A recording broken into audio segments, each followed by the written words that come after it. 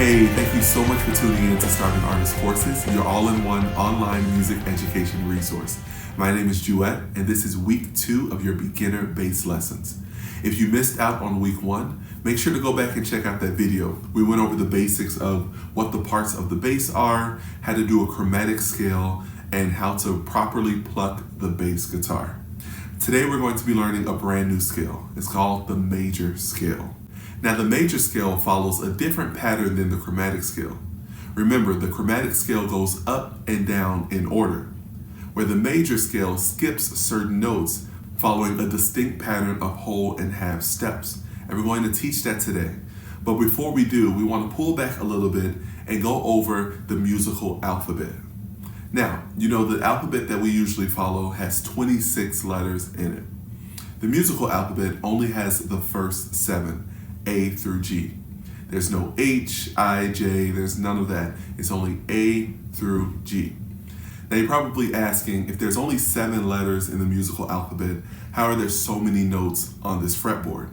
Well, that's because these notes are being repeated throughout the fretboard, and the pitch is changing as you go up and as you go down. For example, this note here is G, and it's really low, it's really bassy. And it sounds different than if I were to hit the G up here, or the G that's here. All of these are the exact same note, but the tone sounds different and the pitch is different as you go higher and lower up the neck, up the fretboard. Now, the next thing that I want to mention is while there are 7 letters in the musical alphabet, there are 12 notes that we use in music.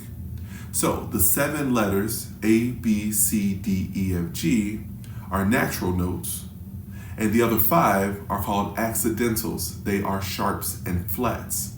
So 5 of the letters have sharps and flats associated with them. So we're going to go through all of the notes, starting with the E string, and work our way up to the 12th fret. If you notice, the 12th fret has 2 little diamonds here. And what that indicates is that you have reached an octave.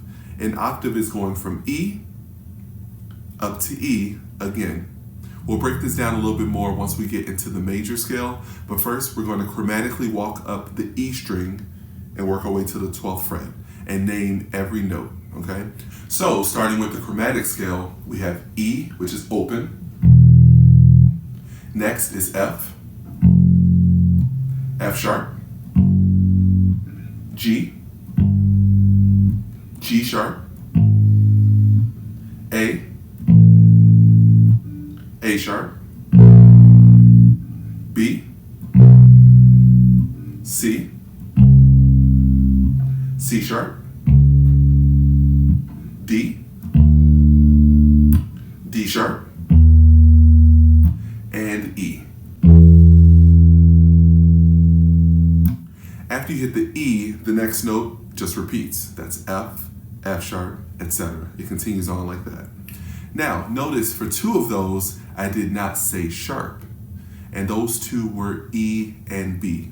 There is no E sharp. After E, it goes straight to F. So you have the E, then you have F.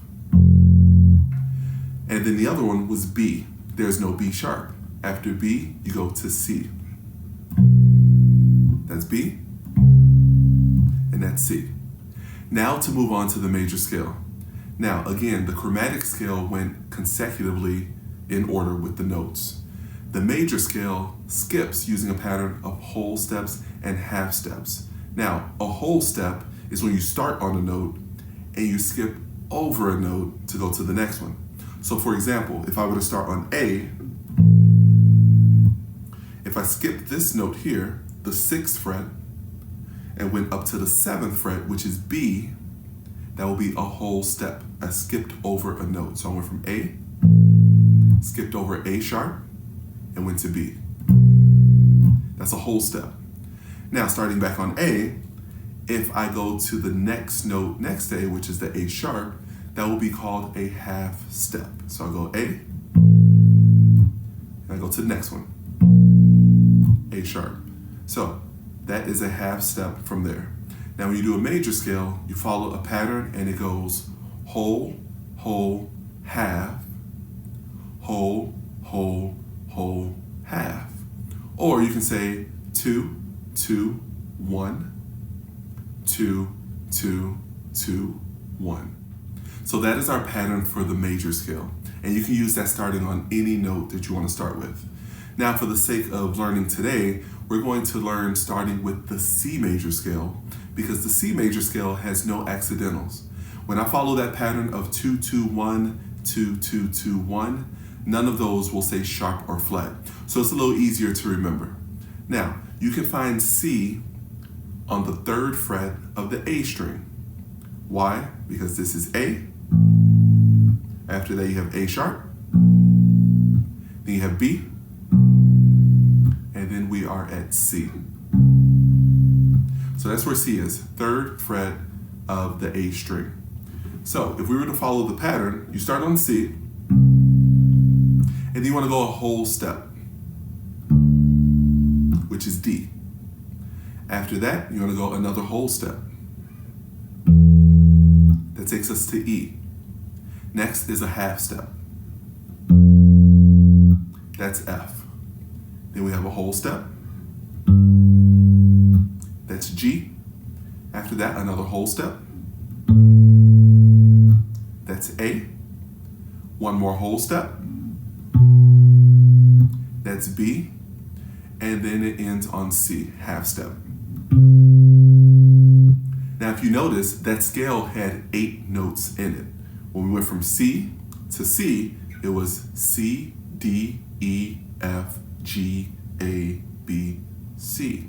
So that's why we call it an octave. It has 8 notes in that scale. Now, in this first demonstration of the scale, I just went straight across on the A string. Typically, you don't play a song like that. You keep all of the notes relatively close to each other and work your way up and down on the strings. And this will help you to get dexterity and to learn how to go up and down walking with these 2 fingers on the right hand. 1, 2. Remember, we walk the bass like this, and we don't want to just go across on one string when we play a song. We want to be able to flow and know where all the notes are, or all the possibilities on your fretboard. So I'm going to show you 2 ways of how to play the C major scale that allows for you to go up and down on the strings. So we're going to start on C, and we're going to use our 2nd finger on the 3rd fret, then the 4th finger on the 5th fret. Then we're going to go down to the D string.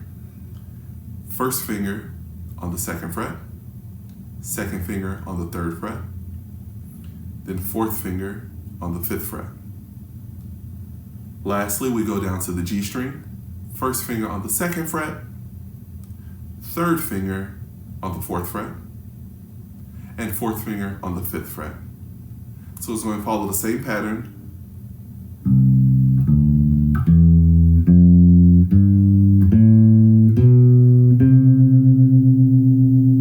Again, that's.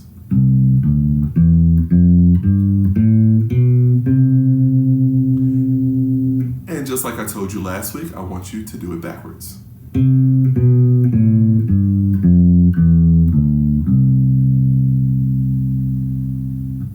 All right, great job. Now the second way of doing the C is going to stretch your fingers out a little further. Now these frets are already wide, so this is a great exercise of getting your fingers to reach a little further, okay? So you're going to be going from the 3rd fret out to the 7th using your pinky. And the pinky is stubborn, the pinky is kind of weak, so you got to put a little bit more pressure down. If you're buzzing at the beginning, that's totally fine. Remember, if you practice this every day, then your fingers will get stronger, your dexterity will get stronger, and you will get this. So, going back to doing the next form of this scale, we're going to put the pointer here on C, or the 1st finger on C. 2nd finger, gonna take it to the 5th fret. 4th finger, take it to the 7th. And you're gonna do that same thing on the D string. 3, 5, 7. Then on the last string, the G string, you're gonna do 1, 2 on the 4th and 5th fret. So it goes.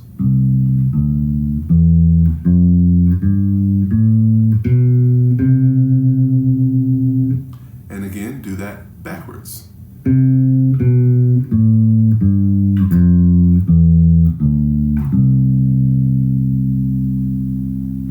One more time.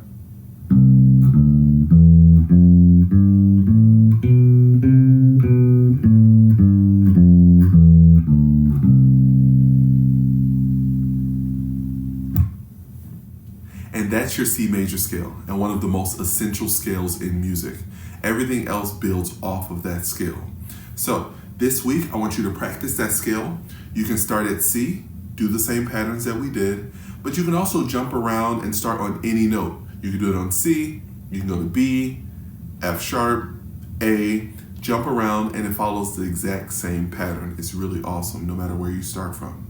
If you forgot what the pattern looked like, just go ahead and rewind the video, pause it, look at the fingering, and keep trying it until you get it. You got this. Remember, it's essential that you practice every single day. And if you have a hard time practicing or staying consistent or finding your rhythm, then go ahead and download our free PDF guide called Finding Your Rhythm, Making Time for Your Dreams. You can get access to that by joining our mailing list at starvingartistcourses.com, and we'll email it right to you. Make sure you like, subscribe, and hit the bell on this video, because every week we are going to drop a new lesson, and next week we're going to be learning a brand new scale, and I don't want you to miss it. Thank you so much for tuning in to Starving Artist Courses, and have a great week.